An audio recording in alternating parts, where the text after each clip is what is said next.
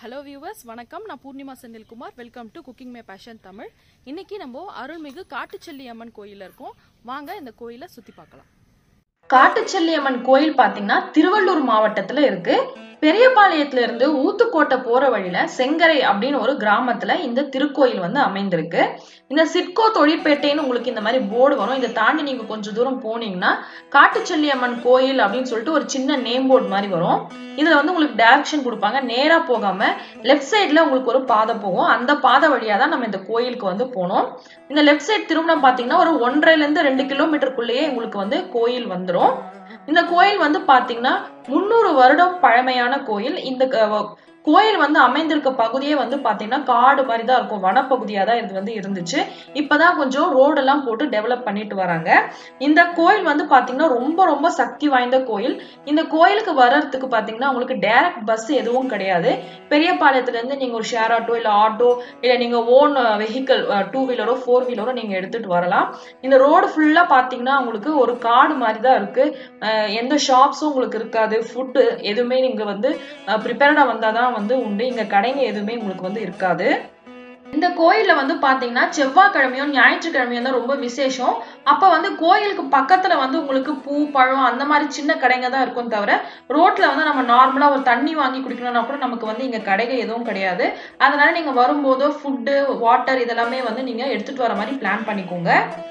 காட்டுச்செல்லி அம்மன் கோயில் போறதுக்கு முன்னாடியே உங்களுக்கு லெஃப்ட் சைட்ல ஒரு காலி கிரவுண்ட்ல நல்ல பெரிய மரம், அந்த மரத்தடியில உங்களுக்கு சாமி எல்லாம் வச்சிருப்பாங்க.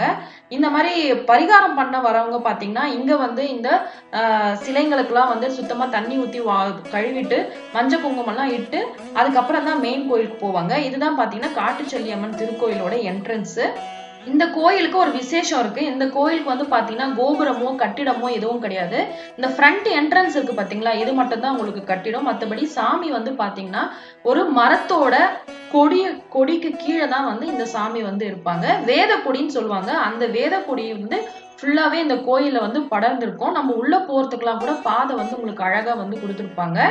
கோயில்னா நமக்கு சட்டுன்னு ஞாபகம் வருது கோயிலோட கோபுரம் தான். பட் இந்த கோயில் வந்து ரொம்ப வித்தியாசமானது. கோபுரம்லாம் எதுவும் கிடையாது. இந்த மாதிரி ஒரே செடி கொடி மட்டும்தான் வந்து இங்க ஃபுல்லா படர்ந்திருக்கு. இதுக்கு கீழே தான் நம்ம இப்ப நடந்து போயிட்டு இருக்கோம். மேல வந்து பாத்தீங்கன்னா அந்த வேத கொடின்னு சொல்ற அந்த கொடி வந்து ஃபுல்லா படர்ந்திருக்கு. நமக்கு வந்து அழகா அவங்க கட்டி விட்டுருக்காங்க. கீழே வந்து படாம இருக்கிறதுக்காக பாதையும் வந்து அழகா வந்து அமைஞ்சிருக்கு. இது வழியா நீங்க நடந்து உள்ள போனீங்கன்னா சாமி வந்து அங்க காட்டுச்செல்லி அம்மன் வந்து இருப்பாங்க. இந்த மாதிரி காட்டு பகுதியில வந்து இந்த கோயில் வந்து அமைந்திருக்கனாலதான் ஈவினிங் 6 o'clock மேல இந்த கோயிலுக்குள்ள யாரும் அலௌடு கிடையாது. 6 o'clockலாம் வந்து இந்த கோயில் வந்து க்ளோஸ் ஆயிடும். கோயிலை வந்து கோபுரமா கட்டுறதுக்கோ கட்டிடமா கட்டுறதுக்கோ நிறைய பேர் முன் வந்தோம். யாராலையும் இந்த கோயிலை வந்து மேற்கொண்டு கட்டிடமா எழுப்ப முடியல. இதுதான் வந்து அந்த அம்மனோட ஆசையாகவும் இந்த ஊர் மக்கள் வந்து தெரிவிக்கிறாங்க. அதே போல எப்பெல்லாம் கோபுரம் கட்டவோ கட்டிடம் கட்டவோ வரும்போதோ எல்லாமே வந்து தடையாயிடுது அப்படின்னு வந்து இந்த ஊர் மக்கள் வந்து சொல்றாங்க. இந்த காட்டுச்செல்லி அம்மன் கோயிலுக்கு திருமண தடை இருக்கிறவங்க, குழந்தை பேர் இல்லாதவங்கலாம் வந்து இங்க 5 வாரம் 7 வாரம் 9 வாரம் சொல்லிட்டு வாரக்கணக்குல வந்து பூஜை செஞ்சாக்கா அவங்களுக்கு வந்து நல்ல பலன் கிடைக்குது அப்படின்னு வந்து மக்கள் வந்து சொல்றாங்க. இங்க பாத்தீங்கன்னா தாலி எல்லாம் கட்டியிருப்பாங்க. அதே மாதிரி தொட்டில் எல்லாம் கட்டியிருப்பாங்க. இந்த மாதிரி எல்லாம் கட்டினாக்கா உண்மையிலேயே வந்து இந்த காட்டுச்செல்லி அம்மன் வந்து அவங்களுக்கு வந்து அருள் புரியறதாகவும் அதுக்கப்புறம் மேலும் பரிகாரம் வந்து பூர்த்தியான உடனே பொங்கல் வச்சு சாமி கும்பிடுறதுக்கு இடமும் இருக்கு. அதே மாதிரி இங்க கெடா விட்டும் நடத்துறாங்க. சோ பலி கொடுக்கறதும் இங்க நடக்குது. இங்க நடத்திட்டு சாமியை வந்து தரிசனம் செய்வாங்க. இந்த காட்டுச்செல்லி அம்மன் கோயில் பக்கத்திலேயே ஒரு குளம் இருக்கு. அந்த குளமும் பாத்தீங்கன்னா ரொம்ப விசேஷமான குளம். மேலும் காட்டுச்செல்லி அம்மன் கோயிலோட வரலாறு பற்றி நம்ம இந்த வீடியோல பார்க்கலாம். பூஜையை முடிச்சுட்டு நான் வந்து இந்த வரலாறு வந்து உங்களுக்கு சொல்றேன்.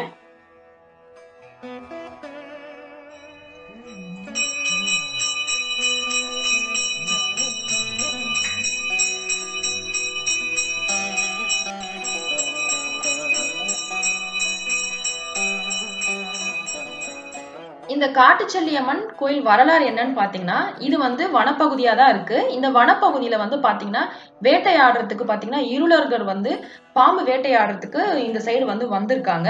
ஒரு பாம்பு ஒண்ணு வித்தியாசமா ஒரு நல்ல ஒரு தோற்றத்தோட பாத்தீங்கன்னா ஒரு புத்துக்குள்ள வந்து அந்த பாம்பு வந்து போயிருக்கு. அந்த பாம்பை எடுக்கிறதுக்கு புத்துக்குள்ள கை விடும் போதுதான் பாத்தீங்கன்னா இந்த சிலை வந்து சாமி சிலை வந்து இந்த இருளர்கள் வந்து பார்த்திருக்காங்க. இவங்க பார்த்துட்டு தான் இந்த ஊர் மக்கள் கிட்ட போய் சொல்லி இந்த மாதிரி இங்க ஒரு சாமி சிலை இருக்கு அப்படின்னு வந்து சொல்லியிருக்காங்க. மக்களும் என்ன பண்ணிருக்காங்க, இந்த சிலையை கொண்டு போய் ஊருக்கு, அதாவது செங்கரை கிராமத்துக்கு கொண்டு போய் வைக்கலாம் அப்படின்னு சொல்லிட்டு தான் வந்து எடுக்க வந்து முயற்சித்திருக்காங்க. அப்படி சாமி சிலையை எடுக்க முற்படும் போது அந்த கூட்டத்துல இருக்கிற ஒரு 8 வயது பெண் குழந்தைக்கு சாமி வந்திருக்கு. சாமி வந்து சொல்லியிருக்காங்க, இந்த மாதிரி நான் இந்த இடத்துல இருந்து நான் வரணும்னா, ஊருக்கு வரணும்னா ஒரு அடிக்கு ஒரு காவு கொடுத்தாதான் நான் வந்து இந்த இடத்த விட்டு உங்க ஊருக்கு வருவேன் அப்படின்ற மாதிரி சொல்லியிருக்காங்க. ஊர் மக்களும் சரின்னு சொல்லிட்டு ஒரு அடிக்கு ஒரு காவு கொடுத்துருக்காங்க. பட் ஊருக்கு போய் சேரத்துக்கு முன்னாடியே காவெல்லாம் தீந்து போயிட்டு இருக்கு. அதனால அம்மன் மறுபடியும் கோச்சிட்டு அவங்க எங்க இருந்தாங்களோ அந்த வனப்பகுதிக்கே போய் வந்து உட்கார்ந்துட்டாங்க.